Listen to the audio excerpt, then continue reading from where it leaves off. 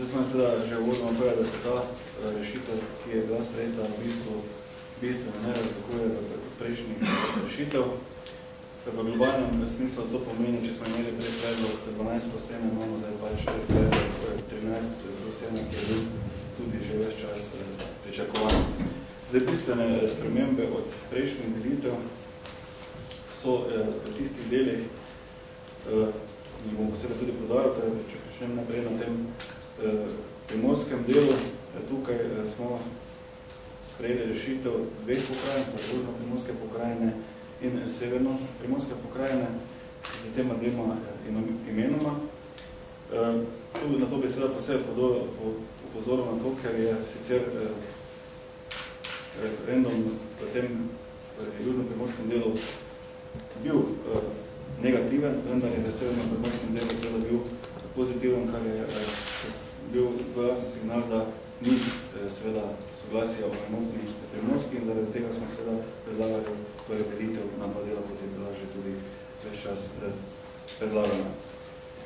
Druga sprememba je v osrednjem slovenskem delu, tam je bil seveda rezultat posvetovalnega referenduma ponovno negativen.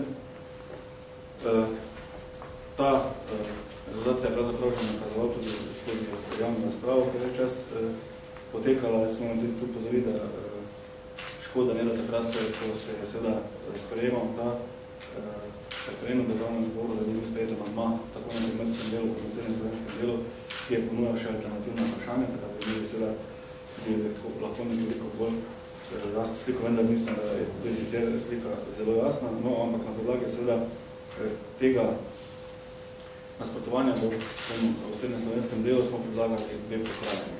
Torej, predlaga se ustanovitev kamniško-zasavske pokrajine in notranjsko-dolenjske pokrajine, torej severnega in južnega dela.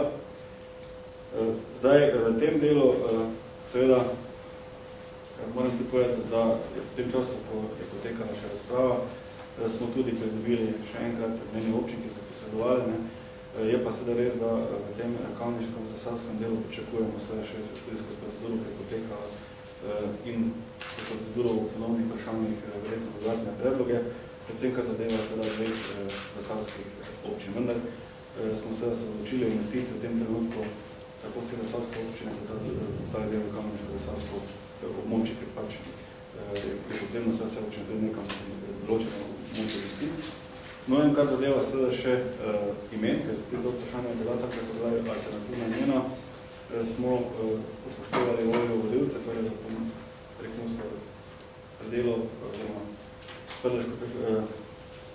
prekmursko predelo po pomurski pokrajini in pa v srednještajerski in vzhodnoštajerski pokrajini, to je ta delitev mariborskega in ptujskega območja.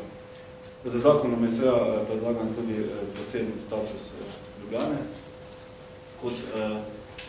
tako da mestna občina Ljubljana prevzame tudi izvajanje nalog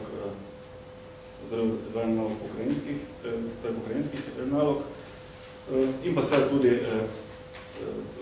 skozi to je mogoče lažje vedeti vprašanje, ki zadevajo tudi samo glavno mesto. V tem delu bi še opozoril na to, da zakon predvideva tudi za dob teh prvih volitev pokrajine posebno predelovanje posameznih obmejnih občin, ker očitno bi se seveda te občine odločile in z referendumom želeli biti v nekih drugih pokrajinah, da jim takrat, ko je že zakon vse sprejet pred prvimi volitvami, je potem možno tudi, kako zakonodajalec tudi umesti v drugo okolje, pri čemer seveda mora drugo okolje z mnenjem izraziti vse v večini občin, da se s takšno rešitvijo seveda strinjajo. Sicer pa je seveda normalna procedura skozi zakon o pokrajinah. Zdaj, kar zadela nadaljne procedure, je zakon posredovanje državni zbor. Državni zbor pa seveda posredoval ponovno ta zakon v mnenje občinam, na podlagi pridobljenih mnenj občin, bodo pa predlagane seveda končne rešitve, ki bodo seveda predlagane tudi z amandmajem. Seveda se je že nadalje procedura pelje v državnem zboru.